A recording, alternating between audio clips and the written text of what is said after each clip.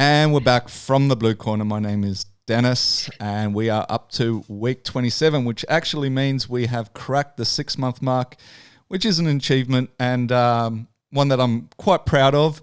Before we get started, I have to remind everyone to obviously subscribe, like, share, comment, all that good stuff. What a week it's been. The US have finally got a new president. Today they actually announced that Pfizer has now got a vaccine for the COVID with apparently a 90% success rate. So things have been going pretty crazy. Last week in the fights, we nearly lost an ear, and I have to say, even Glover Teixeira is making a comeback. But look, today's guest joins me from the Darkside. He represents some of, our favorite fighters. He is the head and founder, CEO of Iridium Sports Agency, and he goes by the name of Jason House. How have you been? I know 2020 has been a little bit busier for you than it has been for most, but how has it been, and what have you been up to? Man, 2020 has been a great year for us. I definitely think while the pandemic definitely stopped events from occurring for a bit, I think a lot of our athletes have really capitalized on the opportunity to come in and fight short notice for the UFC. And some fighters like Bobby Green and Yusuf Zalal, who have fought 4 times this year, they've really maximized their opportunity. That's kind of happened due to COVID. So I do feel like year has been challenging. I do think when we look back at this moment in time, we'll look at it that we've made the most of the opportunities that were presented. And I mean, you bring up Bobby Green. He has been on a bit of a tear. I mean, they were talking about that he was going to have the record for four wins in the shortest amount of time. Obviously, it didn't go his way on the last fight, but he's seriously been making some noise. And the funny thing with that one is, was it last year or was it the year before? He once again a decision didn't go his way, and he kind of said that's it for him, and he said, I'm sick of these judges, I'm done with the sport, I'm out. You obviously know him better than most. Was that always going to be the case? Did you take him seriously when he said he was done, or was that just more, I guess, the raw emotions of that fight? Did you always know he was going to come back, and did you think he was going to come back and make this kind of noise and have this kind of steam behind him? I took it seriously in the sense that I could see the hurt and the seriousness of his emotions when he said he was going to. Did I believe he was going to retire? Absolutely. Bobby loves it. It's a great relationship between those two, and I just feel like the emotions of having another decision not go our way was just getting the better of him at that place, So when he said it, I was, I took him very seriously, but I told him, like, Bob, you're not done yet. Still got a lot left in the tank. Bobby's style is very unique. I think sometimes, the judges don't really understand quite what they're watching when they're watching Bobby, because look at the stats and, some of those losses, I think most all of them, he's winning the strike count. He's winning the takedown count. Like, he's winning the things that really matter. It's just the way he fights. I think sometimes, they're not sure really what they're watching. So I knew he wasn't going to retire. And, this year alone, like, people saying, oh man, he's kind of making a comeback. Do you think he could still do that? Bobby can always do it. Bobby is one of the best athletes that I've ever worked with.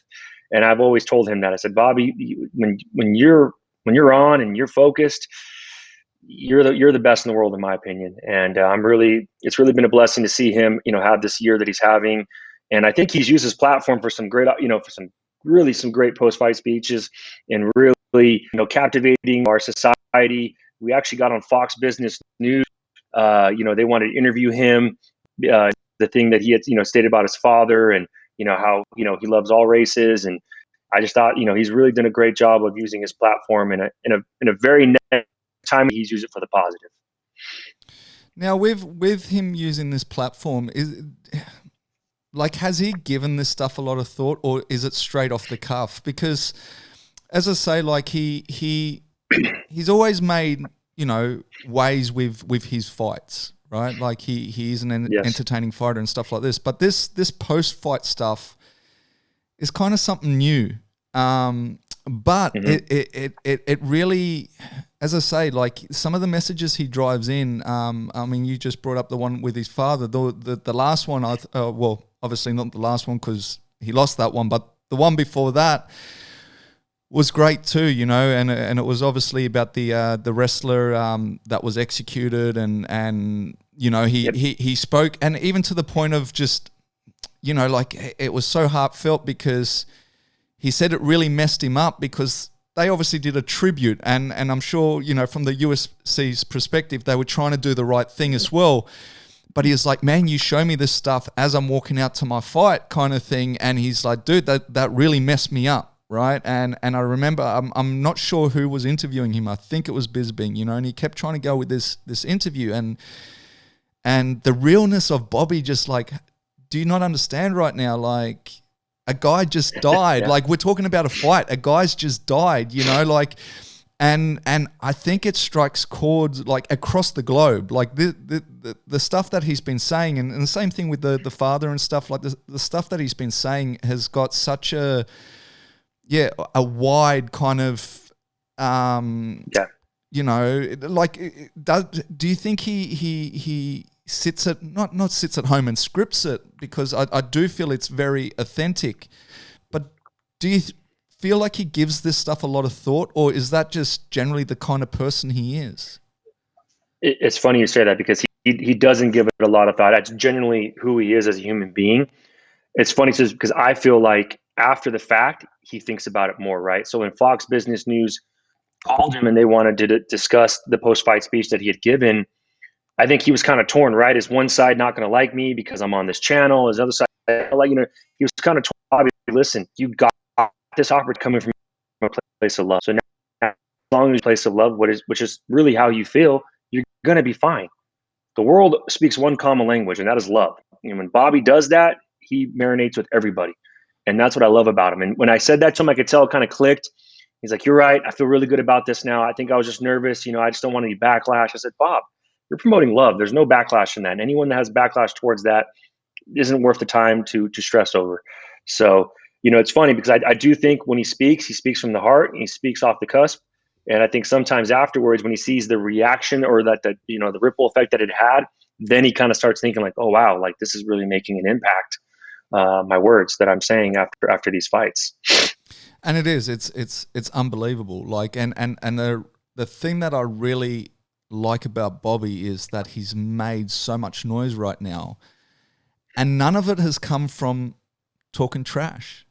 Right, like we're in this era now, like where I just find like, and you know, people always talk about selling the fight and so forth, and you know, I mean, McGregor was the first one to do it, and then you just see all these people start to pop up, and I get it because obviously if you can sell a fight, it makes you more money and stuff like that. But like, I just love the way he's gone about it. Like he's just, you know what I mean? He's making noise for. He's not selling the fight; he's selling himself, and I think that speaks volumes, right? Like I couldn't care who he fights next. I'm tuning in, right? It's not about the fight; it's about him now. Like, and I have to say, I love that about him. I really do. I think it's unbelievable. I think. And even when you say about the, you know, spreading love, it's like, you know, because before the trash talking era, I always said the one thing I loved about mixed martial arts was the respect factor, right? I always said, like, you know, generally speaking, two people will fight at the end, you know, like what we saw even with Uriah and Anderson Silva, they'll bow down, and it was such a sport of respect, and that's I guess going back to when I originally got caught in this sport, that was what caught me, was just like, wow, how can these guys beat each other, you know, to a pulp, and then at the end, like, hug it out and be respectful and do that. And that's what really caught me.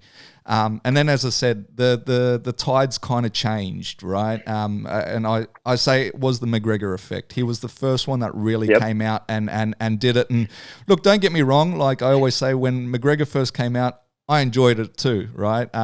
But I saw the humor in it all. where I say now he's kind of crossed a few boundaries where I go, okay, well now it's not funny anymore. Now he's taking it too far. Yeah. But I also respected that as well. But look, with Bobby Green, I have to say, like, man, he's one in a million right now. He's just and he's that breath of fresh air that I think we all really needed. And especially in these times that we've had, you know, with the Black Lives Matter movement and, you know, the stuff that's going on around the world and stuff like that. And he's just, I can't speak highly enough of the dude. And I love tuning in. I love even seeing his Instagram stories and stuff like that. He's a real good one to have. He's, as they would say, he's one of the real ones. He is. I always tell Bob, I said, he asked me like, oh, what do you think of this and that? I said, Bob, just be you. When you're you, people are going to love you. Whatever it is in this world you have. When you smile and you do your thing, people they love it because it's authentic. And I said, man, just don't ever change for me. I love you to death. I've enjoyed every part. You just have, he just has, I've always told him that for years. I'm like, man, when you get on the mic and you get on the camera, you speak from the heart. Like you can feel it. You can feel it in his words. You're like, man, he's passionate. You know, he's really believing and really is behind what he's saying. Yeah, and I've always said honesty is the best policy, right? Like people can disagree with you, but they can't be mad at you. You know what I mean? So if he's ever worried about like, are people going to judge him? Like I always say, look, they can disagree, but they can't be mad if you're being honest, right? Like it's just the best way to go. But listen. So we originally, I guess, we met in 2015. I think 2015. I think it was the summer. It was summer, and obviously because that's the only time I go to Vegas. You know, and you know, I was fortunate enough to be led into you know, two of your guys' camps. I mean, they came from the same camp at the time.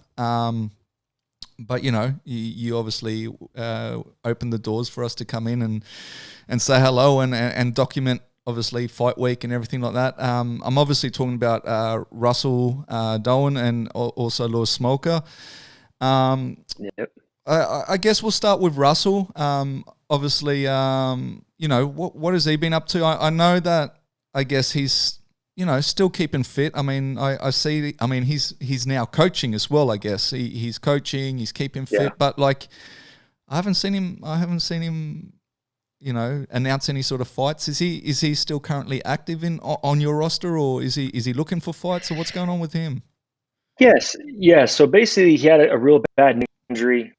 I mean, some numbing sensation, you know, all the way down to the fingers, and had to let it heal a little bit.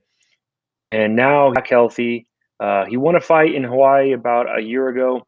And, you know, we're looking to kind of get him back in there. But I think you just said it takes some time. You know, you're on that grind for 6, 7, 8, 9 years like that.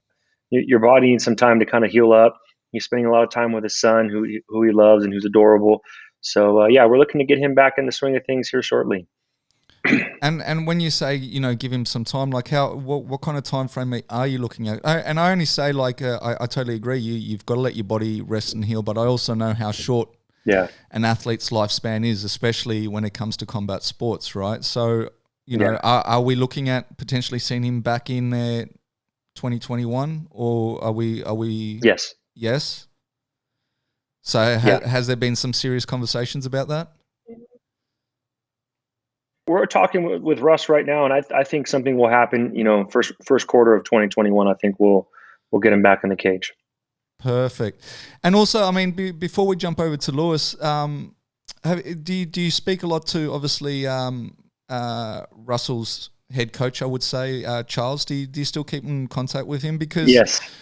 I also see he's actually during this pandemic right now. He's been really active at vocalizing, obviously.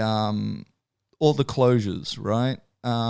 Which, you know, that's been a problem globally, but I see he's really. How bad is it in Hawaii and stuff? Like, because I mean, the way he's coming across is like he's seriously very close to losing the gym by the looks of it. You know, do you know what the current situation is over there, or? So I'll preface it, but like I'm only speaking to a lot of my clients and good friends like Charles, who obviously my connections are really through the gym industry, correct? I mean, just from the gyms, fighters, and they're, it's really bad.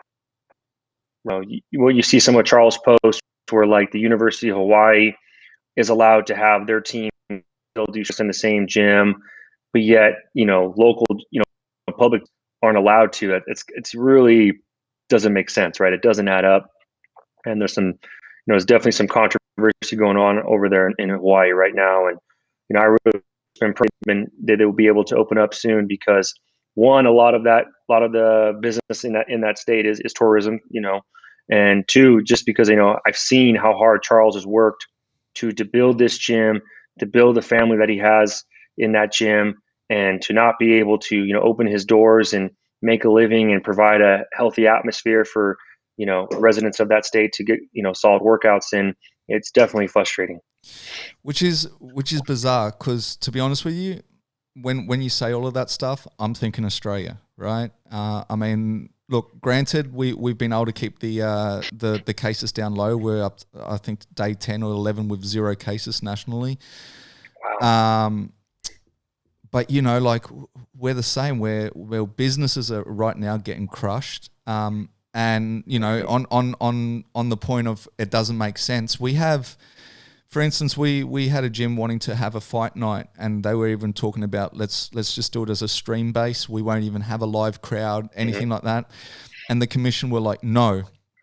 Yet right now, for the last 2 months, they've allowed crowds back into football games. So our football games have got started off at 18,000. I think the last sort of state of origin probably got closer to 30,000 people. So you can have 30,000 people, drinking beer, enjoying the football. Yet you can't even have a fight night with no crowd. They totally shut the idea of that down, which once again, to us, it makes no sense, right? But it kind of, what do you do? What do you do? Yeah. I think that's the most frustrating part with the pandemic is that a lot of this stuff doesn't add up, right? You can have 200 people in a grocery store, but you can't have 200 people in a gym, or you can, some of the stuff just doesn't really make sense to us. We see the crowds at like the Walmarts of the world and Targets and some of these big chain stores, but then, the private businesses aren't allowed to operate. It breeds a lot of frustration among the public, and that's frustrating. That was crazy. I did just cop a couple of dropouts. I will just let you know on the last bit Okay. of that. But look, we'll move on. The other fighter, obviously, on that journey that I met was obviously Smolka. He's obviously moved on from Hawaii now. It was kind of made public. He was close to, I guess, throwing in the towel. I mean, how close, in your eyes, how close was he to actually throwing in the towel? Like, what was that a serious thing? Yes, I definitely feel that we were at a crossroads at that point in his career.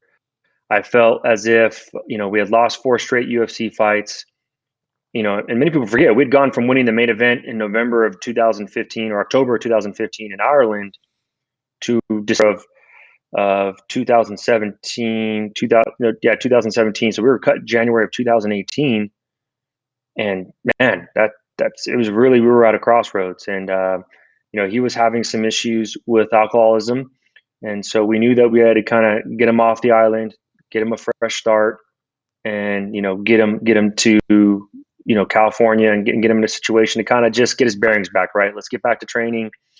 Let's figure out what the next step is, and let's really think this through. What the next step's going to be for you. And with the alcohol, was it a case of, say, as you say, he just had 4 losses, or was he around the wrong people? Is that why you kind of tried to take him off the island? Like, do you know what led to that? I think it was a combination of things. I mean, I definitely think he has great people in Hawaii as well. I think some of the losses were adding up, and I think some of his just lifestyle habits were kind of getting the better of him. I really didn't know what we were getting ourselves into until he started living with me. And then, one night or actually it was every night, he was drinking like 18 beers. He's basically downing an 18 pack, functioning. He'd come downstairs, talk.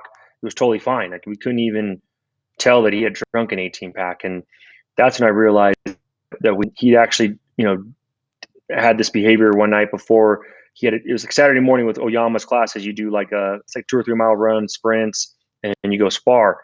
And on Friday night, he was drinking like this. And I'm like, dude, what are you doing? Like, you got to go to practice tomorrow. Like, we got to stop this. And I just remember the next morning, he got up and he was kind of, all tired and stuff. And I'd said, Lewis, there's 13 beers in my cupboard right now. If one of those goes missing, or if I see another beer in this house, like, we're done. Like, I've already spoke to your wife, Yumi. She's on board. Everyone's on board. Like, this is it, man. Like, we need to stop this. We need to put an end to this. Enough's enough. You drink to celebrate. You have no reason to celebrate. You just lost 4 straight UFC fights. You just got cut by the UFC. There's nothing to be excited about right now in our lives. Like, we're at a crossroads. We really need to make some changes. And to his credit, I mean, we definitely fought tooth and nail at each other in that house. But he stopped drinking that day, and he hasn't touched alcohol since. So even to the point you just said, you drink to celebrate. Even during celebrations now, he's totally clean and sober. Totally clean and sober. So I guess what's his case of, and only because I mean 2 points on that, like, and I totally know what you're saying about when people drink so much and you don't even notice that they're drinking, because I had a friend like that throughout high school, right? Like, and he would turn up to a party with a case, so 24 pack, and a lot of people would be like, oh, he brought beers for the party, and he'd be like, no, that's for me, right? Like. And I'll be there with my I'll be there with my 6-pack. But the funny thing is, I'll be more drunk of that 6-pack than he was of the 24. It doesn't make sense, right? Like, I'm like, damn, how do and it gets to a point like, well, I guess you're driving, right? No, like, you just don't know. Yeah. And the other thing with the like, so when he does have moments of celebration now, how does that look? Because I know I've got another friend that obviously is a recovering alcoholic, and he's the same. He won't touch the stuff. But I know for the first few years, like, every time, like, even, if there was a birthday party or something like that, he would say, look, I really want to be there, but just know that I just can't. And it's not that I don't want to. It's just, obviously, he's facing his demons, right? And he had to really, like, I guess, cut himself off from these social things and stuff like that. So what's his kind of, like, lifestyle like now? Like, if there are moments of celebration, and I'm not even talking about fight celebrations, I'm talking about, birthday parties or whatever, is he the type to do the same, where he just locks himself in his room and he's done? Or has he got enough self-control to, I guess, attend these things and have fun in other ways? I mean, I really respect the self-control that he does have, because he does still attend these events. I remember when we won his first UFC fight back in China, I think we just ate. We ate like fat kids, right? We ate, cakes and sugars and candies and everything. And that was a joke, right? Like, it's a running joke between me and my wife now, because when he cut alcohol out, he was buying like tubs of ice cream, and he'd buy like the Twix and the ice cream, and he's making 10,000 calorie meals. And I threw away the Twix, and one morning he woke up and he was like, dude, who throws away Twix? Like, come on. Like, and I'm like, Lewis, like, when you win fights, you can eat like this. But right now, we got to make 125. We got to make weight. We got to show that we were making some serious changes in our lives. And we got to go out there and put people away. We got to show them that we're the real deal.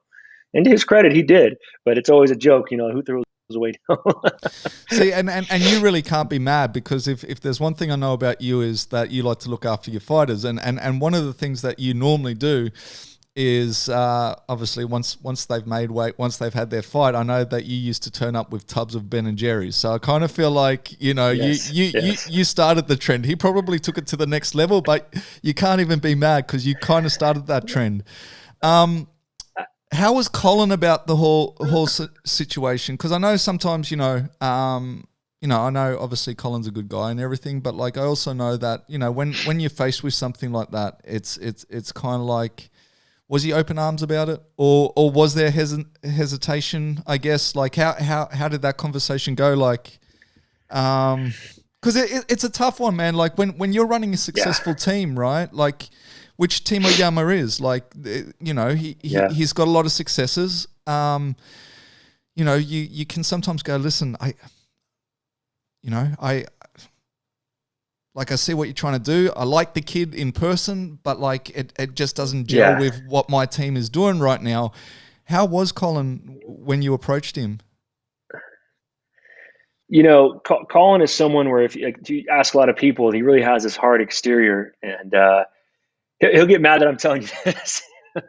But the truth of the matter is he's a softie at heart. That really is Colin. Colin has one of the biggest hearts I've ever seen. If it wasn't for Colin and Jiva, I would have no place in this business. You know, Colin was the one, I call him my fight daddy. He took me in under his wing. He always looked after me. He always protected me. And at the time when I was 24 out of law school, I probably had nothing to offer Colin, right? I'm just a kid. And he's like, hey, come here. You know, I'm going to show you how to manage these guys. He really did a lot. So when I came out, I really didn't know what to expect, to be honest. I wasn't sure he was going to say, hey, man, we got a real good nucleus right now. I don't want to mess this up.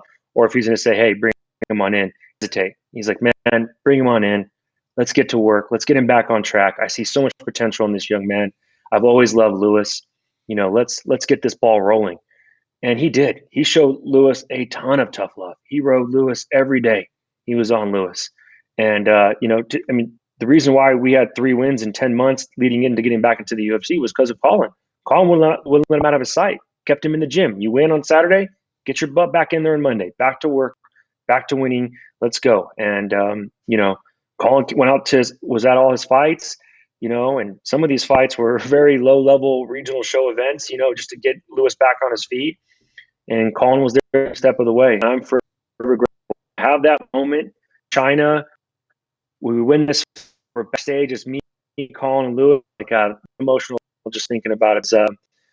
I feel like sometimes Colin doesn't get enough credit for what he did at that moment. He really didn't get enough credit for taking Lewis and getting him back on track. You know, he really did a solid for us. And you know, even now, like he still rides Lewis. He texts me. You have a group chat. Lewis, where are you? Running late. Where are you at? He's always on Lewis, and I kind of look at Lewis as like his son a little bit. You know what I mean? He always have had a special place for Lewis in his heart. And the rest of the team was receptive too. And was there ever a moment that when you say they were riding Lewis, what do you think there was ever a moment where I guess it was getting too tough for Lewis, or was he, you know, head down, let's do this? I'll be honest. Lewis would come home some days and he'd be like, "Dude, I'm so sore. Like I literally can barely move." He was days where he was hurting, but he never once complained. He never once did anything. And the team was great. You know, Cheeto, Alex Perez, all the guys at that gym, Christian Aguilera, they rode Lewis too. Hey man, come on, let's go. Like, you know, I think when you have a good culture like that at a gym, everyone rises, right? Everyone's uplifted. Everyone's on every, and that's one thing I've always known at Colin's gym. You know, everyone's going to get better. And I think a lot for Lewis and friends, right? He made good relationships with these guys to hang out, go. You know, he's homesick from his family. You know, it was good to have that camaraderie to get him back on track. Yeah, I mean, Colin. I mean, as I mentioned to you, you know, I met you in 2015. I think I met Colin the year before, or potentially even the year before that. Yeah. I don't even know when that was, but when he came across to Australia for Ian McCall, when the UFC had the flyweight tournament, and the same thing. He was real open to the idea of letting us in. Like, he didn't know who we are. We're just a couple of Aussies, right? And he was like, "No, look, you know, you guys can come on in." And you know, it was a real eye opener for us too, and I appreciate the fact. I mean, I had some really good times in that fight week with the whole team. I mean, Romy was there too, and you know, it was fun times. But yeah, I guess, you know, where do you stick? I mean, as I said in the intro, like you're first and foremost, you're an agent, right? Obviously at the beginning when I first met you had a smaller roster. Your roster's grown, you know, double, tenfold. I don't even know what the number is these days, but in cases like that, why don't you just not say too hard pile, but like why don't, what is it that, goes, look, I got it, and I'm talking about relocating this whole fighter, right? But like what is it? Because I mean, I could understand if he was your one and only client, and you're like, I need this dude, right? But when you've got 100, I don't know, closer maybe to 200 fighters under your belt, I mean, business is business, I guess, as well. And as they always say in business, everyone's bar number and everyone's replaceable. Like, why do you take this time with these fighters rather than just, as I say, go, look, at the moment you're too much. I've got to concentrate on the people that are doing the right thing, the people that are, as I say, like what is it about, as I said, like helping these guys out more so, I guess more so like a counselor rather than an agent, if that makes sense, or even I guess more so as a friend, family member, or whatever you want to call it. But it's definitely, it goes, I guess, beyond the title of just being the agent. Yeah, I think the first answer is really that Lewis is family to me. All these clients are family to me. I love them to death, and I'm going to be with them through thick and thin. And I said that to them when they signed with me, and I meant it. The second part is I really attribute a lot of that to my parents. My parents growing up, we had 25 foster children. There was an open bunk bed, an open spot on the couch. We would bring someone less fortunate in to stay house and give them an opportunity. Not saying that our clients, but I'm just saying I just come from a background of serving, giving. I believe that.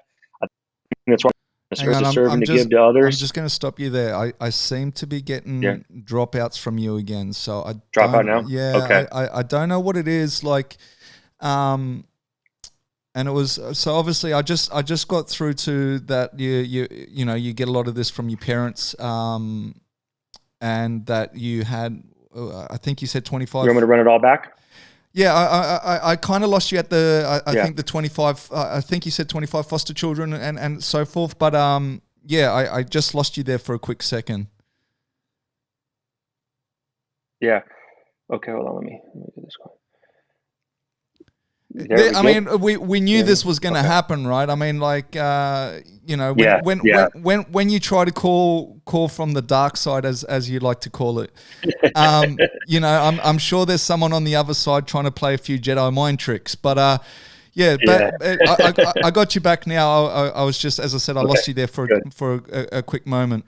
Yeah. So what I was saying is that first and foremost, I just believe Lewis is family to me, and I'm going to stick by my family to the end. And second part is, I really trace a lot of this back to my parents. Growing up, we raised 25 foster children. If we had an extra bed, we always welcomed a child into our home, and it really just taught me the purpose of of serving and giving, and that's really what we're here on earth for. I truly believe that, and my job is to serve and to give as much as possible to my athletes, to my clients, and when for Lewis to be going through this, battling this demon, and for me just to walk away, I just feel that's not family, and he means so much to me, and they all do. All my clients mean so much to me. And I think if you're really gonna be a part of their journey, you gotta go through the trenches with them. If you really want to earn their trust and assure them that you have their back. And I love Lewis. Lewis has spent Christmas and holidays at my house. Now I've spent holidays at his house. I mean, in Hawaii. I mean, we're family through and through, and I love him to death. No, and I can totally see that. I mean, I tuned into a podcast or an interview that you did, that you posted this week, and one of the things that stuck to me was a quote that you said, which was, "People don't care how much you know until they know how much you care." And once again, it's the first time I'd ever heard that, and it really struck a chord to me. But let me ask you this: is there a breaking point though? Like you say, you would never give up on Lewis or any of your athletes, but is there a breaking point? Like, just say, that day you said if one of these 13 beers are missing, say the next day you wake up and there were 10 left. Would you stuck by him, or is there a point that you go, okay, I'm trying to help you, but as they sometimes say, you can't help someone who doesn't want to be helped? think, had there been one beer missing and I would have been forced to go to that next step, as much as it doesn't seem like it, I feel like I am helping him because I'm setting healthy boundaries in our relationship. I'm setting healthy boundaries in his relationship with his family, as tough as that is. I mean, I was praying to God that 13 beers me wrong. Like what he made, we, from when whether it be love, I've lost you. friendship. I've lost you again. Again? I've lost you again. Okay. Better? It is good now. Okay. So what I was saying is, in any relationship in life, whether it be love, business, friendship, you can't ask for perfection from anyone. You need effort. And as long as they're giving that effort, you're going to stand by them. If he had a relapse or he had made a mistake, it's okay. I'm okay with that. But you're giving your best effort, you're putting your best foot forward to the deer. Never ask for someone is a max effort. Life's tough. I get it. There's going to be a lot of adversity. That's when I work with guys, I start working with them, I tell them all the time, hey, listen, I'm not going to promise you a smooth ride. I can only promise you adversity. That's what's going to happen. But what I can promise you also is that I'm going to have your back through all of it. That time that Russell lost in Florida, it was like February of 2018. I think I went 1-9 that month in the UFC.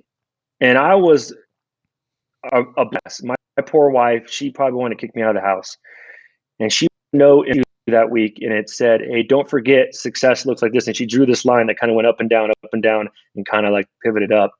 And I truly believe that it's not a straight line. There's going to be highs and lows, peaks and valleys. And I've actually laminated that note. I keep it with me because sometimes people forget that this ride, it's never a straight line. No one ever goes like this the whole way. It's not going to happen. So, I stick by my clients, my family, as long as their effort's in, my effort's in.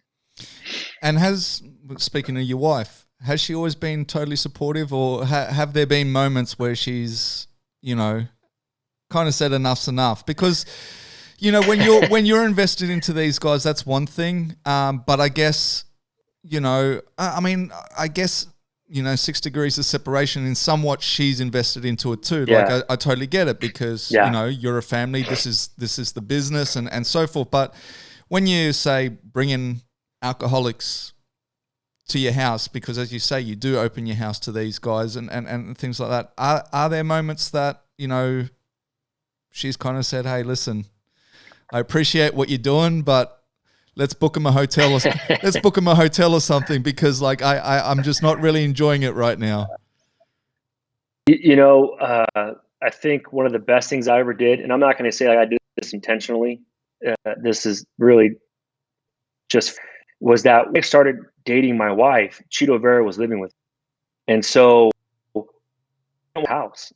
So I would tell her like, hey, do you mind if I bring my client on this date as a third wheel? And she with it. And so like to start our relationship, he got thrown into the fire real quick per se, right? Like I'm totally losing you again. I just heard that you took him for a third wheel. You took him for a third wheel. Yeah, I'll backtrack. So when I started dating her, Cheeto was living with me. He had moved from Ecuador to the States. Okay. And I would say, hey, I don't want to leave him behind. That's messed up. He speaks English. He's left. Do you mind if I Spanish? So a lot of our first dates, Cheeto was there. So from the very first time meeting, this fight game has been a part of our relationship. And that times with Lewis was extremely tough for her and for me. And that's probably the most we ever fought because at times she thought I was hard on him. And I would tell her like, babe, I have to be. I have no other choice. This is what's needed for me to help him. So, I'm just really thankful that she's been with me on every step of the way. I mean, I think I always tell the story and she gets mad when I tell it. But, 3 weeks before we got married, not that I knew, but if there ever was a sign, one of our clients, Frank Camacho, got knocked out at a UFC fight and she was bawling. It was a mess. I mean, I literally we had to like leave the arena. It was so bad, like mascara everywhere, tears everywhere. And at that moment, I knew that she was the one for sure because it should mean that much to you. If it doesn't mean that much, you shouldn't do it. I feel like, I always say that, like, when you're in this business, it should hurt that bad. The high should feel that high and the low should feel that low. And when it doesn't, you need to walk away. And so I'm lucky that my life partner, I mean, she ride every low. When Lewis wins, she's going. When Lewis loses, she's a bloody mess. And I wouldn't have it any other way. Saturdays in our houses are roller coasters, and we love it. I wouldn't trade it for the world. So is she theoretically now part of the business also? Like when you say she rides these highs and lows, like how? I mean, I know that last trip you did to Fight Island, I think she came along with you and stuff. Like, is she there as a support structure, or have you actually brought her into the business? Like, is she like?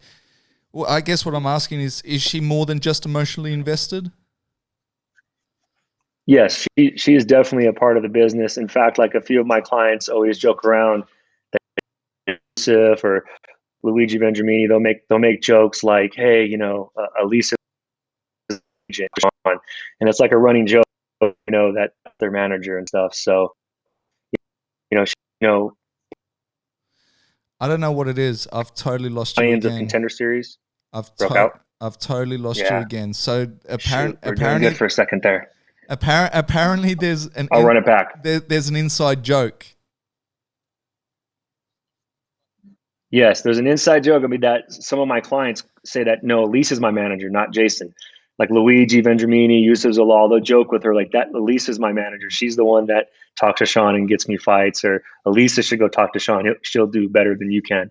So it's like that we have at the agency, and she plays an active role. Like, even tonight, she's bringing dinners of fighters that are on quarantine before their Contender Series fights tomorrow. She's always finding ways to constantly help them in any way, shape, or form. So Contender Series tomorrow, you've got a few fighters. Who are we looking out for?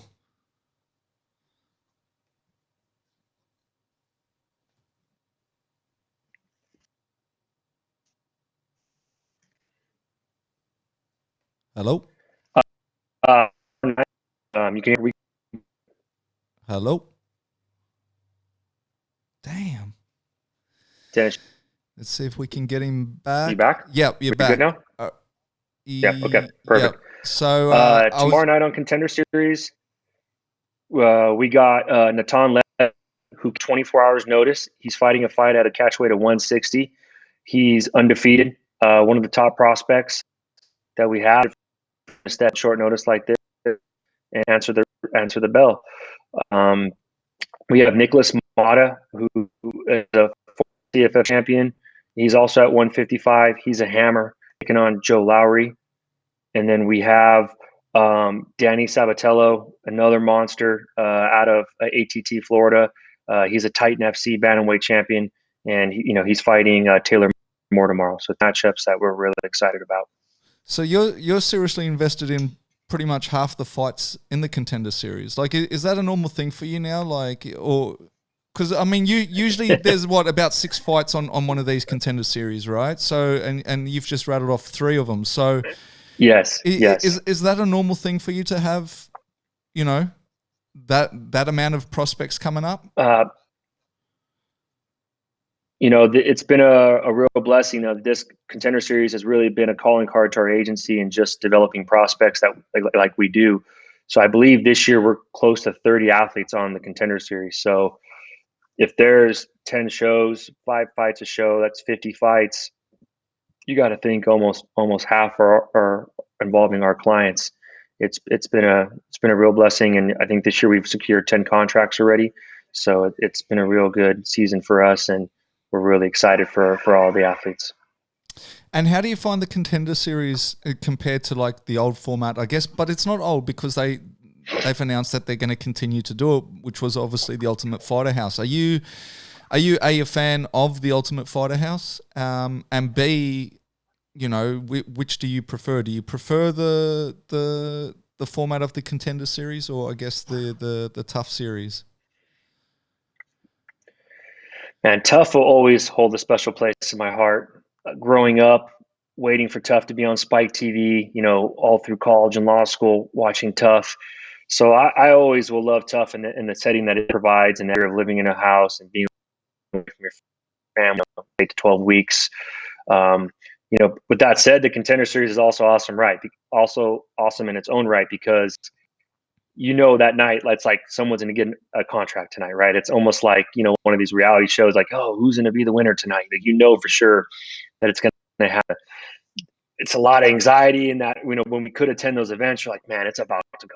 So both shows are great in their own right. Both are awesome. Contender Series is great because you really get to see like the young prospects fight each other, right? You get to see the two top guys go at it, and you're going to find out who gets the contract. Tough's great because you really get to humanize the client, the athlete, to understand them a little bit better during that time period. They're both great avenues. I've had clients say that, hey, Jason, should I apply for Tough? Should I try being Contenders? I'm like, bro, both routes are great. Both are going to end up on TV. Both are going to get your shot at the UFC. I think it's different formats, and I think it provides different opportunities for fans to watch some content. And sometimes you can end up from one to the other, because I know in the past, Dana's like, look, you don't get the contract, but we are going to put you into the Tough Series now. So you never know. You might get the best of both worlds. But look, I personally like the Contender Series, because it is, as you say, like, something's on the line every single night. And it's not about the drama. And the other thing that I really like about it is that these fighters are coming with their corners, right? So this is, because it's tough sometimes when you might not gel with these coaches. Then again, also these coaches, because they've got 10 fighters under them until obviously the final weeks, their time's very limited. And I kind of look, to get the best out of these fighters, and also the weight cutting. You're not constantly weight cutting. You've got that one fight night. I'm a big fan of the Contender Series. I kind of feel like, for me, I know what you say about the soft spot, because obviously, the first few series, that's what made the UFC, right? But it has got that soft spot. But I think the Contender Series is definitely the better format in my opinion.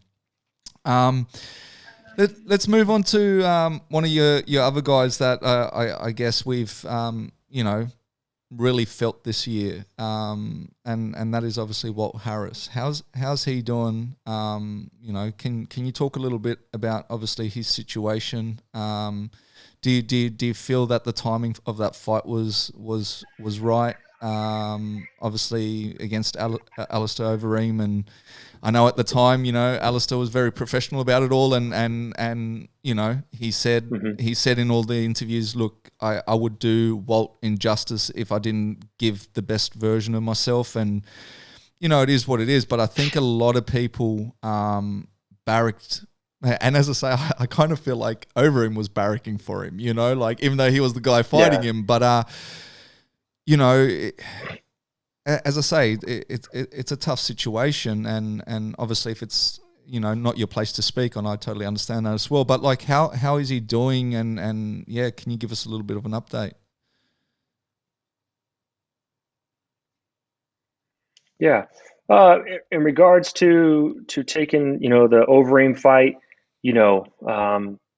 we definitely talked it over, and still to this day, I still feel it was the right decision to fight. And I had always been Walt's biggest fan, and we there was a point we were just, he was like, and I would want me to do this. She'd want me to move forward, to keep fighting. I know she's watching me from up above, and I remember thinking okay, we got to start taking these steps forward, and and honor her life in the way that she'd want to be honored. She was always there at the events, and she was always screaming for him and excited for him. And this whole situation it's been the hardest thing I've ever had to deal with in my career, and probably my life. Just because I love Walt and his wife so much, and there's so much I wish I could do for him that you can't, right? All you can do is be there for them. Even if it's just sitting next to them, holding them, giving them a hug. I mean, what can I say? There's nothing I can say that's going to make that situation any better at all. And sometimes when you feel helpless like that, as a human being, it's so hard. It's so, because you want, with Walt and Angela are some of the best people I've ever met, and it's like, why, and he's been such a class act, and I admire him so much, him and his family, and how the situation with such class and such grace. And I just feel like, you know, he's what every man should be. And I just am so lucky to be a part of his life, to be part of his, and to see him, you know, keep moving forward and to maintain his positive attitude, and to, you know, still be that loving, caring he is. It's amazing. You know, I always tell him, I said, Walt, like, you know, I admire you. I look up to you. You're one in a million. I love you to death, and there's nothing I wouldn't do for him. And you know, where is he at now? I guess emotionally, mentally, physically. Like, is there a chance we'll see him back again soon, or do you have like an update on him?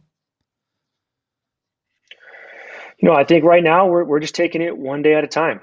You know, we're looking forward to, we're going to be working the desk for the Curtis Blades fight in a couple of weeks on Thanksgiving weekend. So you'll start seeing him, you know, on the other side of the cage doing some work, which we're very excited about. You know, I do think we'll probably make our return to Octagon maybe first part of 2021.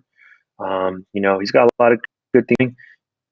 And I think we're going to head to Denver to train with Over and Curtis Blades, and go out there and get some holidays, and we'll see him in early part. I did lose you at the end again, but I think you said we'll see him at the early part of 2021 is kind of what I made out.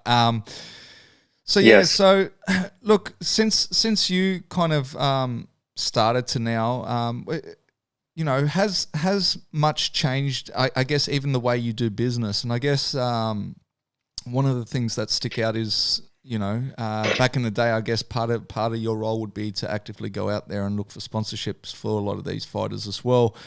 Then Reebok came along, right? And I'm not saying that it totally squashed all sponsorship opportunities, but it obviously, you know, it changed the game, so to speak. You know, what was the effect from I guess your kind of perspective on that? Do you think that well, no, I probably can't even ask you because I don't want to get you into trouble. But do you think that Reebok are out the door anyway. We're with Venom now. But do you think the Reebok deal was a good move? Like looking back now, I know at the beginning, you know, a lot of people were complaining about it. You know, and there was a few mishaps with the uniforms, I guess, at the beginning, whether it was fighters' names to obviously, you know, a few wardrobe malfunctions. But you know, from my perspective, I kind of see it as, you know, fighters were saying they were getting more in sponsorship dollars to have those things on their shorts. But I also kind of sometimes look back and I'm going, yeah, but you probably fought less too, if that makes sense. Because, I mean, I think, you know, before the Reebok, we were still looking at maybe, you know, one UFC event a month, maybe two, where I kind of feel like now we're at a weekly stage now. So I think the opportunity, I guess, is to fight more often. So even though the I guess the Reebok bracket pay is a little less, it's more consistent in the sense of you're able to potentially get more fights throughout the year. But and then on top of that, you can still get sponsorships, right? Like obviously, but I guess those sponsor dollars are a little lower. You know, I feel like it was a step in the right direction in the sense that it legitimizes the sport, right? Having a major brand sponsorship deal like that with the UFC, it definitely helped legitimize MMA and next step in our evolution. In regards to the sponsorship market, you know, I felt like a lot of people were complaining. I always took the stance that, you know, these athletes are not hiring me to complain. They're hiring me to find solutions. And sometimes when business, you know, models like this change, you gotta pivot step, you gotta segue into the next phase. And whether that be social media activations or more formal endorsements or public appearances, there's always ways to keep those relationship with those brands and find ways coming.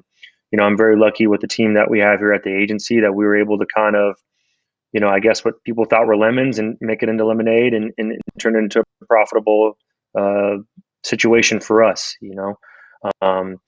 some of the malfunctions and stuff, those are growing pains. And it definitely was frustrating at times. I'm not going to, lie to you or bullshit you there. It definitely was frustrating, some of the growing pains that because this is part of their, equipment, right? This is part of their gear as they're, but every side's learning and growing, every side's making adjustments. And the equipment team at the UFC does not get enough credit for how amazing they are, because they'll literally bend over backwards for our athletes to make sure the shorts are perfect for them, to make sure that everything is right to their standards. And I'm very grateful that the UFC hired this equipment staff to really oversee the whole venture that Reebok. And do you think the move on to Venom is a positive again? Like, I mean, only time will tell, I guess. But for me, I kind of think like it would be, considering that Venom, I guess, was in this landscape before the fact, where I kind of feel like this was the first kind of dance for Reebok in the MMA space, right? Venom have been around for a while. Do you think that's a good move? Obviously, to go across to Venom, or is it just time will tell? My thought is going to be good, because in MMA for many, many years. So they make a very high quality short already. A lot of their equipment, their sparring gear is high quality. So I do feel like they kind of already have a great understanding of the athletes and what their needs are. So I'm very excited to see what they produce for our athletes. I'm excited to see where it goes. But I definitely think you're right. Time's going to tell, right? Let us know where exactly how it goes. But I have a great feeling about Venom and where they're going to be heading with you. Now, just a question: Did you watch the fights last weekend? Yes. Anything stick out in particular? I think Glover Teixeira is the man. Watching him, I don't, come back and win fight. The last couple of performances that he's had, man, it's amazing. Well deserved. I think Arlovsky winning that fight, he's really had a great, career. Many. I've lost you again. It's awesome as well. Two of the OGs of the sport. Are you there? Hello? Hello? You can hear me? I can hear you now. I don't know why it keeps doing that. Like, it goes so well for a good minute, and then all of a sudden you break down. So basically, I had you at Teixeira is the man. He's just had 5 wins in a row, and that's basically where I'd lost you. Yes. I think what Teixeira has done is amazing in the sport at his age. And I think Andrei Arlovsky also had a key in his career last weekend. And I'm, very happy for both, because they're both, from the original fibers of the sport. They're the OG, and it's great to see them still having success at this point in their career. And so obviously Dana came out afterwards and said that Teixeira did make a pretty good case now about having that next title shot. But obviously we got Izzy, and then we got what do you think should be happening right now? Like in I guess the light heavyweight, and I guess it even goes as far as to say in the heavyweight division, because we got the same thing there, right? Like you've got Francis that has been off at the Stipe fight, but now Jones has moved up, and he kind of feels like I should jump in. Like what do you think should be happening there? Man, I feel like there's some great matchups to be made. I'm real excited, and kudos to the matchmaker Mick Maynard, because he's definitely made those divisions super exciting, and definitely got us talking about what the next steps are. Light heavyweight wrestling, right? Because Izzy has been winning at middleweight. You can kind of make a case for him having the opportunity for that kind of super fight, where forgive me if I pronounce his name wrong. Blachowicz, John. He just won the belt. So you're kind of wondering, like, does he defend a couple times before he kind of does the super fight type scenario? Or do you do Izzy and Blachowicz now? You said John Jones is on the wings here. Maybe if Stipe isn't going to fight soon, maybe we do Ngannou and Jones. And then the winner of that gets Stipe if Stipe's out for a minute. But either way, as a fan, I think it's amazing. I think the UFC's done a great job of keeping those divisions, going strong, and a lot of excitement there. There's a lot And 205's got some really good prospects right now coming up in the game, and it's really exciting to see. See, it's interesting because Robert Whittaker's also come out and said, I never said I didn't want to have that fight against Izzy. He just said the timing of it, like he just said he wants to have Christmas now with his family and then obviously go March. But he's come out quite verbally now and said, listen, I didn't say I didn't want that fight. I'll even go up to light heavyweight to fight Izzy again. So, in my eyes right now, I would, in the perfect world, I would say I would like to see Francis get his shot against Stipe. I think that Teixeira, considering the age and considering now the streak that he's on, I would like to see him get a shot against Jan. And I think Izzy should either take the Robert Whittaker fight, or, I mean, at the end of the day, what are we all like beating around the bush for? You go Teixeira versus Jan, you go Stipe versus DC, and you go Jones versus Izzy. That's the fight that, I mean, at the end of the day, we're dancing around that fight, right? Izzy's going up to Jan. Well, it is. It's Izzy's going up to Jan to get closer to Jones. Jones has only just left it, and he also made that comment when Jan won, oh, should I go get my belt back? So that Jones could potentially go back to light heavyweight. Like, it's like, why are we dancing for? Let light heavyweight and the heavyweights figure it out, and let's just do the super fight now. Why wait, Right. No, you're right. That's true. That's a good point. It's definitely a fight I want to see. I'd love to see Izzy and Jones go at it. I think that's such a great matchup. And the only I guess dispute you'll have on that is that they'll want to put a title to it, whether it's at light heavyweight or heavyweight. And I guess Izzy will say also, that's true. We don't want to do that fight until next year because we want live crowds. But even on the live crowds thing, I was thinking, how cool would it be? I just don't know if Jones would agree to it. But how cool would it be that they do that fight in Auckland? Because in New Zealand, they've got live crowds now, right? Because New Zealand have got 0 cases. Yep. You could actually do a full, I just don't know if Jones would travel all the way to New Zealand, but you could actually do Izzy and Jones in front of a live audience in New Zealand, which means you would be flying back over this way because I'm sure you'll get a fighter on there somehow. Yes.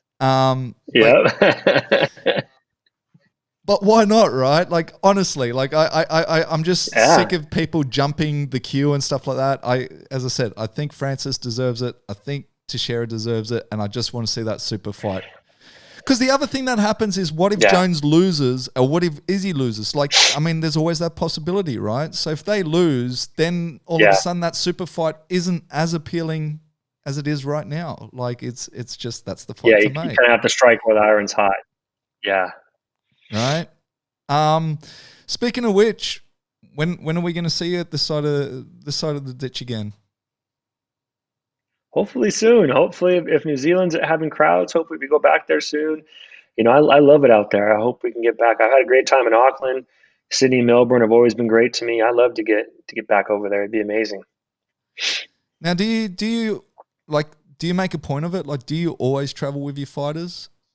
How important is it for you to make that journey? Because I mean, it's as I said, it's not a quick weekend away, right? Like, it's a 24-hour flight, 25-hour flight. But how important is that to you? Is that something your fighters request of you, or is that just something that I guess you do on your accord? I mean, I go to every event. I believe it's very important for me to be there, just to have all hands on decks and be able to serve our clients in any way, shape, or form. And our clients, they don't request it, but they always, are you coming? They want you there, and I want to be there as well. And I've learned too, I feel like fight week, everything that happens in fight week, I think leads up before night. When I was young, my dad used to tell me, like, he would know when I was gonna have a good game or a bad game. And I used to think he was kind of full of it. But now I think he's 100% right. Now I'm like, oh, my dad wasn't BSing me. Like, it's the truth. On fight week, you can really tell the energy someone has on that week. And I think, the people he surrounds himself with can play an active role in that. So it's very important to me that I bring, great energy to the team, that I'm ensuring everything goes smoothly, so that, everything is moving in the right direction, heading into him or her walking into that cage on Saturday night. I totally have to agree with that as well. Like the amount of times my parents told me something as a kid, and it doesn't matter what it is, right? And you always, as a kid, you always thought you knew best, right? And as you get older, Yeah. you're like, and I guess everyone goes through that, right? Parents want you to learn through their mistakes, but you got to go out and make those same mistakes anyway. What happens though? Yep. Just knowing how many fighters you have, what happens when you have two fighters competing against each other and they're both yours? It's definitely a tough situation. It's really hard for me because I love our. Sometimes it's part of the business as they're ascending to the top and ascending to certain division that they have to fight each other. And I treat it as business as usual. We serve both clients all week long. We're there for both of them. I don't shy away from it. I'm on helping both parties. And then, Saturday night, I prefer to have a good fight, walk out with health, and I remember the fight, congratulating the winner and consoling the I think sometimes with I was just losing you there for a minute again. I think you're back, but I was just losing you for a minute. okay. What I was saying is that I run business as usual on fight week for both athletes, being there for them, loving them, attending all of their fight week activities. And then, on fight night, we congratulate the winner and the fighter that lost. We're there for them. We're consoling them. And one part about management is that, you have to be rational while they're emotional. So even when they're emotional, when they win, you're staying rational to plan the next step, right? Or discuss the next step. When they lose, they're very emotional, and you got to stay rational, discuss what is the next step, because they're coming to you like, hey, Jay, what's next? What's next? I just won. Or, hey, I lost. And either way, you have to be very, and a lot of times on Friday night, after we do the weigh-in dinners, I'll go to my room and I will sit down and kind of go over all the scenarios in my head and just kind of, I think this will be the next best move. And if this happens, then maybe this is the best move. And that way, when the time comes, it's a well thought out response to your athlete. You'll know, he or she will know how much you love and care about them, because you're like, wow, he really put some thought and foresight into this. And for the fighters that are riding on that high, Kenny's a classic example. And he's like, I want to fight next week. I want to fight next week. Is there ever a time that you kind of pull the brakes on those sort of conversations? Because like I always wonder, like, I get it, like if you haven't taken much damage, but I also know when the adrenaline is running, a lot of that pain isn't there until maybe the next day or the day after, right? And they always say that the hardest part of any battle is making weight and things like that. Like, are you a fan of the quick turnaround fights, or you prefer to kind of pump the brakes a little bit? It's funny you say this, because I feel like he will always end up telling the truth. So a lot of times, like, oh, I want to turn around right quickly, and then the next day, like, bro, my foot swelled up. It's huge. Way I can fight in 2 weeks. Like a guy like Casey Kenny, like, he's amazing. I love him to death. Like, he literally wants to fight every week, and he all week long, he's like a kid on Christmas. It's almost like he knew he was on the good coming on Saturday. Like, that's really Casey Kenny right for you.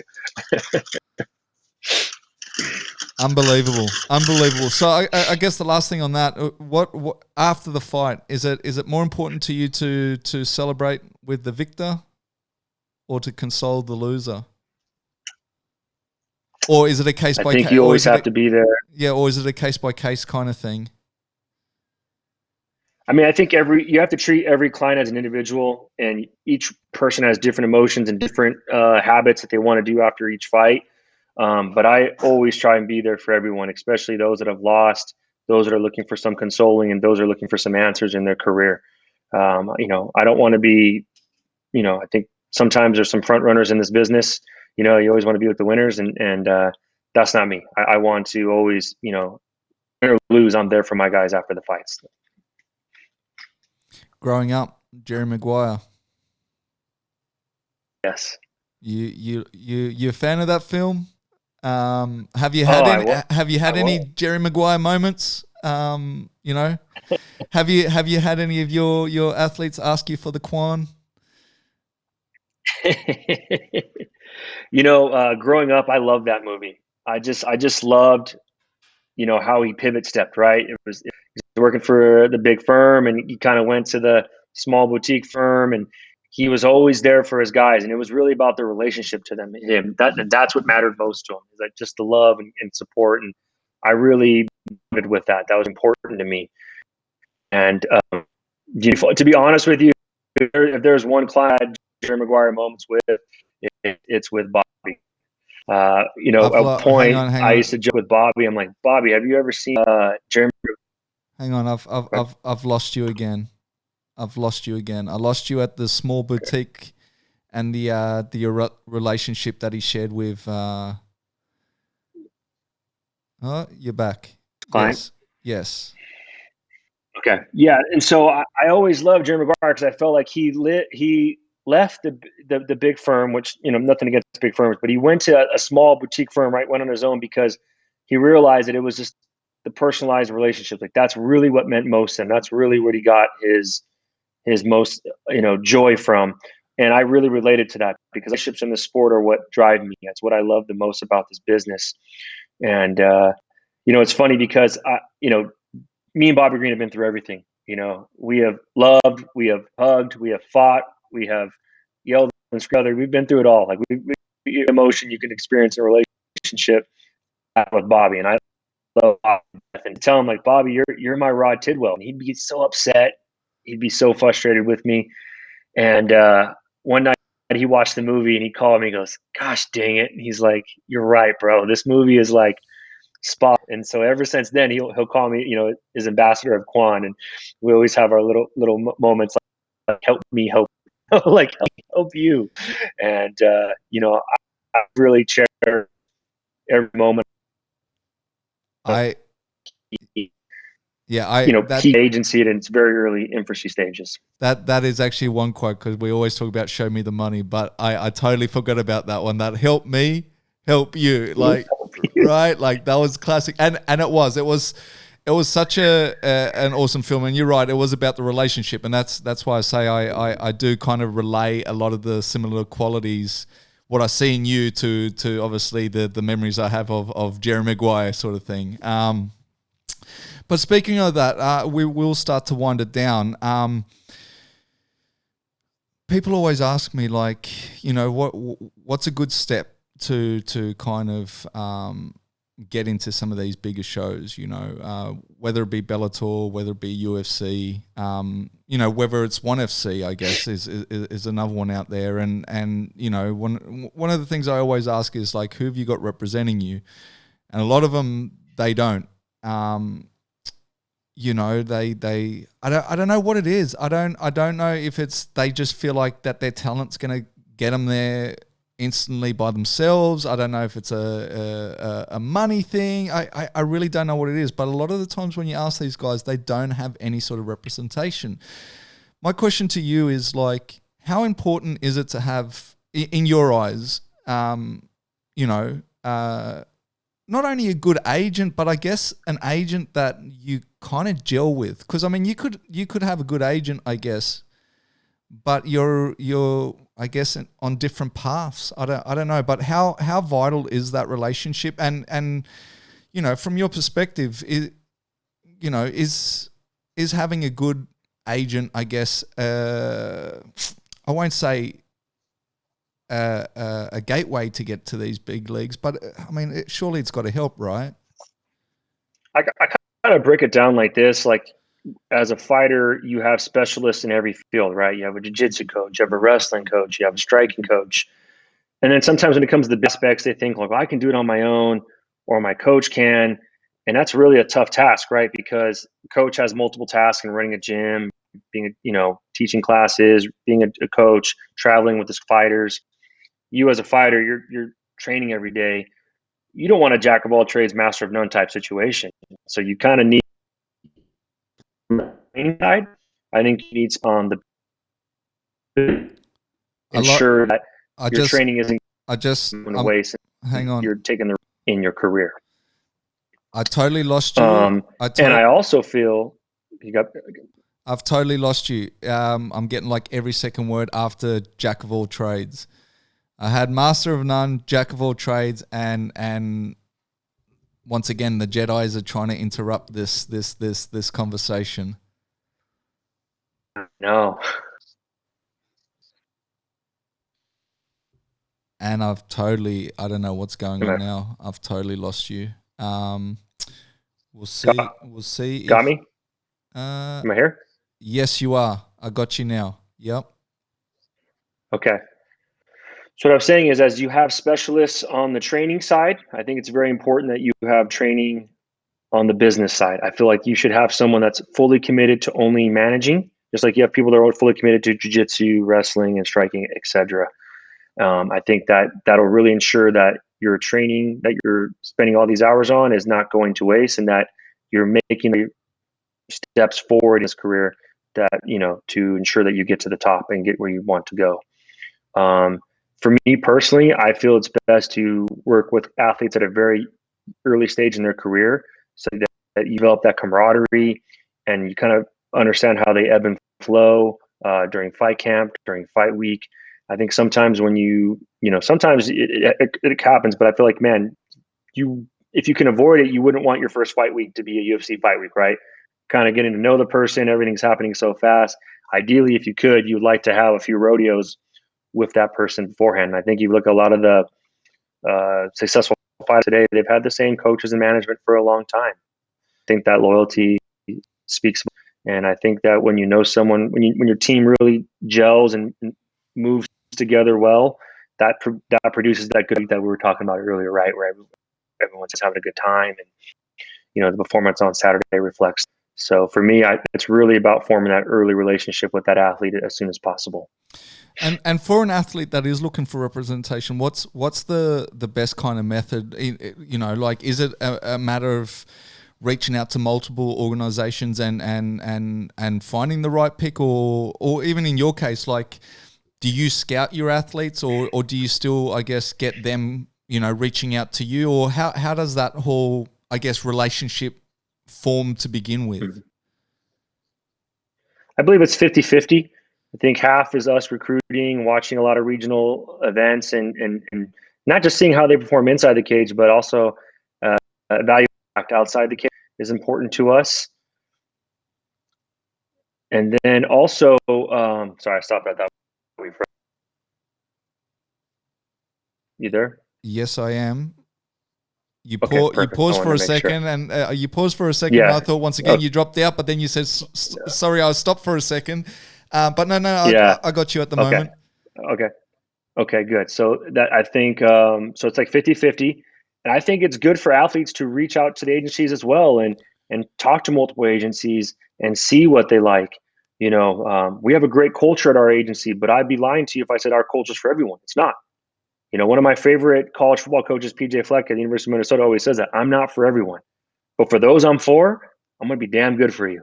And that's how I feel about our agency. When I was young, I would chase talent, and I learned that talent takes you places your character's not ready to go to sometimes. So if we really look to scout high character athletes. I'm most proud of the I represent just being outside the cage. And how important is that? Like, is it to some degree more important the type of character that they are than, say, their potential fighting talent? Like, how important is that? Like, if you were to say, like, here's a fighter that approaches you, would you make it a 50-50 split inside to outside the cage, or are you more the type like, I need 80-20 to outside the cage to inside, because the outside of the cage, that's that person, and I can't develop that, where obviously the skills inside the cage you can always, I guess, develop over time. Like, what kind of like? I think character in my 80% of the battle, and I'm not saying that talent to perform well in the cage, but I just feel like this sport's going to test you mentally. It's going to take you some highs. It's going to take you to some lows. It's going to make you question yourself.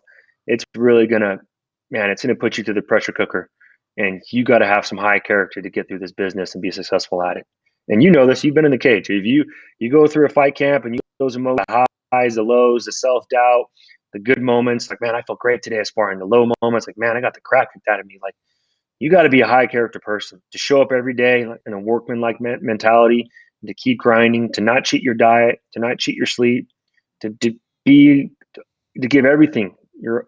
How you do anything is how you do everything, and that's perfect for fighting, right? Because you have to get good sleep, you have to be good at nutrition, you have to be good with your time, right?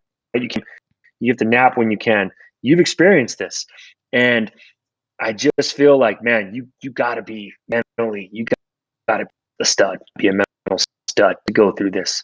And I believe the high character people of the world. I mean, look at Chito Vera, okay, and this is a perfect example. I don't Chito Vera is one of the better athletes. I don't. And I say that as a compliment, complete compliment. I just think he does everything right in his life. Like, he is such an inspiration. He does everything right. The way he eats, the way he sleeps, the way he thinks. He's constantly searching for ways to better himself. And now he's become a damn athlete, right? Now all of a sudden, he's finishing people and showing he's gained some good size, and he's kind of built himself into an athlete, right? And I feel like the epitome of everything right every day for 4 or 5 years. Look what you get. Like, that's Alex Perez fighting for a world title. Same thing. What was Cheeto's last fight? Was that O'Malley?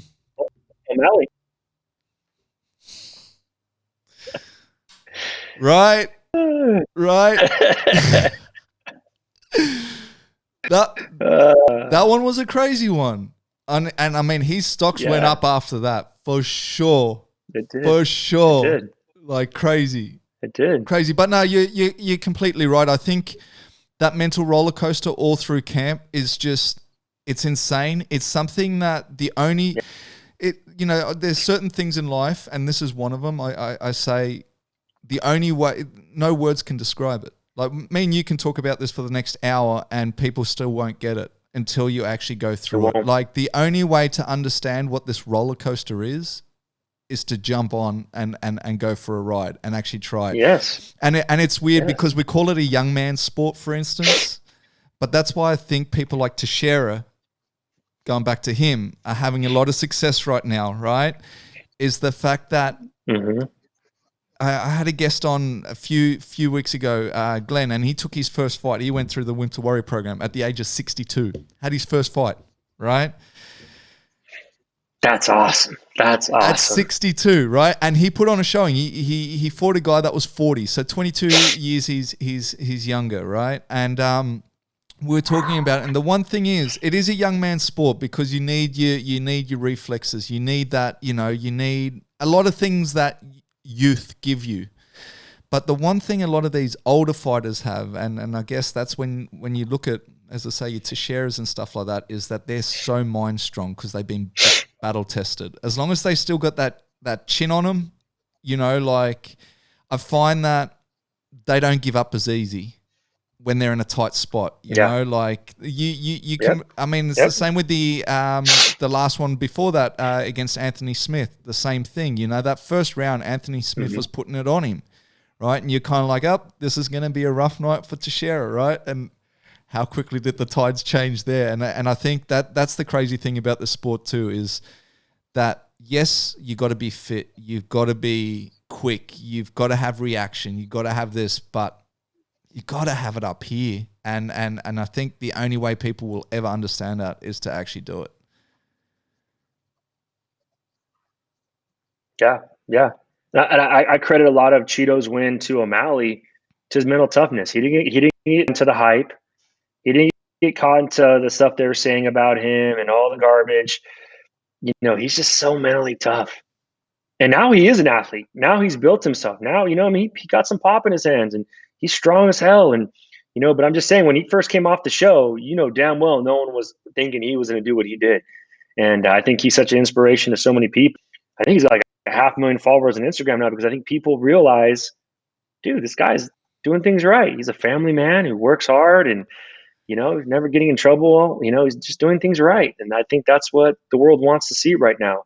And I don't really like I think some areas of trash talk have gone too far when you're talking about families or wives or religion. I think like when Chuck and Tito fought, they really didn't like each other, but they kind of stayed in their lanes, right? They just didn't like each other. I think that's kind of fair, right? You don't have to like the person you're fighting. Even in some of these other areas of life, it bothers me. It does. And I really have a lot of respect for Cheeto for kind of letting cooler heads prevail. And, on fight night, we got our hand raised, and damn, it feels good to be a gangster. Totally agree. The two things that I've always said is there's two conversations you never bring to the dinner table, and that is politics and religion. Stay away. You just don't do it. Yes. I don't care what side you're on. You just don't do it. It's not a conversation to be had. And so, like, as you say with the trash talking as well, they're two topics. Just leave it out. Yeah. But look, we are going to finish it up. Two things I want to do before we finish up, though.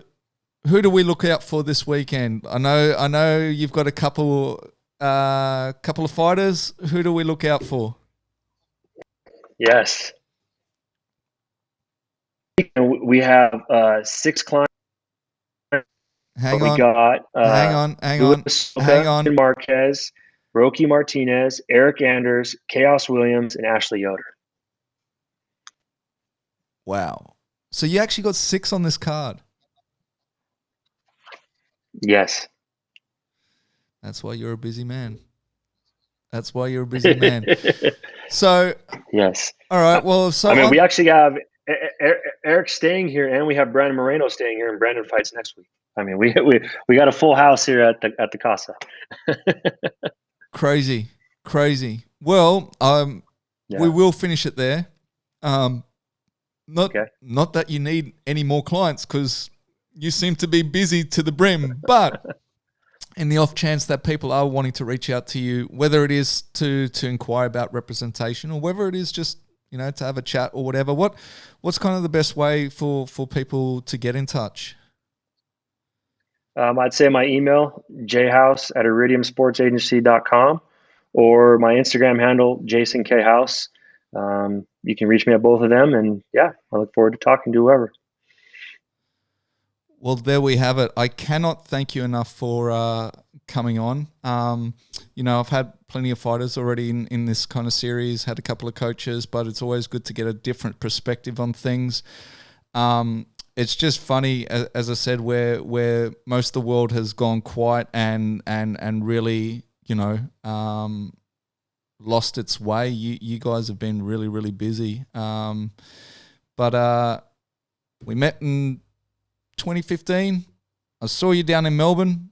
You were meant to reach out when you came to Sydney. I think it was for Frank's fight, which was another awesome fight. But look, I hope now that they've announced the vaccine, with apparently a 90% success rate, I'm hoping that the borders open soon and I can either get back to Vegas, New York, all of those things, or maybe we'll see you on this side of the ditch. But until then, we're going to call it a day. I'm a one.